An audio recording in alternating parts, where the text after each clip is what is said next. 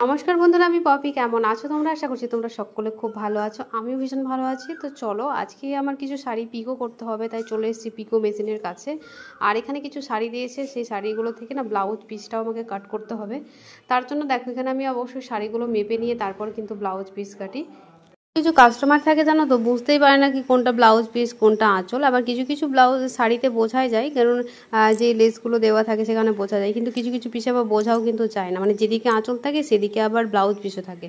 তো সেরকম অনেকের প্রবলেম হয়, তখন বলে দিদি এটা দেখো তো ব্লাউজ পিস আছে কিনা। সেই হিসাবে ধরো আমার কাছে নিয়ে আসে, তো আমি অবশ্যই দেখে এটা বলে দিতে পারি, মানে আমাদের এখন অভিজ্ঞতা হয়ে গেছে কাজ করে, তো ব্লাউজ পিস কোনটা বোঝাই যায়। তো দেখো, এখানে আমার ব্লাউজ পিসটা আমি এখানে 12 হাত শাড়ি কিন্তু আগে প্রথমে মেপে নিয়েছি, তারপর এটা কাট করে নিলাম। আর এই যে শাড়িটা দেখছো, এই শাড়িটা কিন্তু খুব সুন্দর লেগেছে, আর এটার ব্লাউজটাও ভীষণই সুন্দর, মানে ভীষণ সুন্দর একটা প্যাটার্নের বেড ব্লাউজ হয়েছে, সেটা আমি তোমাদের দেখাবো, অবশ্যই শেয়ার করব সেটা।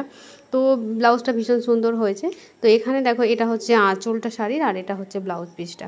তো এখান থেকেও দেখো, এটার আর মাপলাম না, শাড়িটা মেপে নিয়েছি আমি আগে। অবশ্য প্রত্যেকটা শাড়ি কিন্তু তোমরা আগে মেপে নেবে, মানে মিনিমাম 12 হাত শাড়ি তো রাখতেই হবে।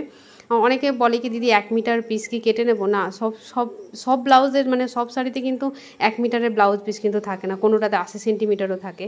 তো শাড়ি ছোট করলে কিন্তু একদমই হবে না, মাথায় রাখতে হবে, মানে শাড়িটা ঠিক রাখতে হবে, পিস সেই হিসাবে করতে হবে। তো ওখানে দেখো আরও একটা শাড়ি নিয়ে এসে এখানে।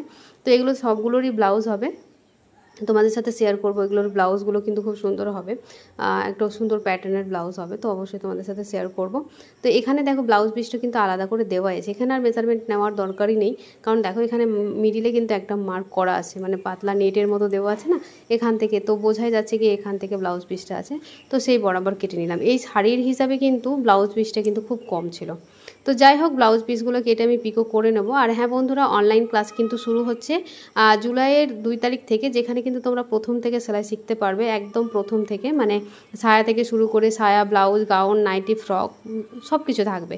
সেই কোর্সটাতে তোমরা কিন্তু জয়েন করতে পারো। স্ক্রিনে নাম্বার দিয়ে দিয়েছি, সেই নাম্বারে ফোন করে সমস্ত ডিটেলসটা জেনে নিয়ে ফোন করতে পারো। সূচিপত্র আজকের মধ্যেই তোমাদের দিয়ে দেওয়ার চেষ্টা করছি, তো সূচিপত্র তোমরা দেখে নিতে পারো। আর কুর্তি ক্লাসও স্টার্ট হচ্ছে, যেটা হচ্ছে 10 তারিখ থেকে।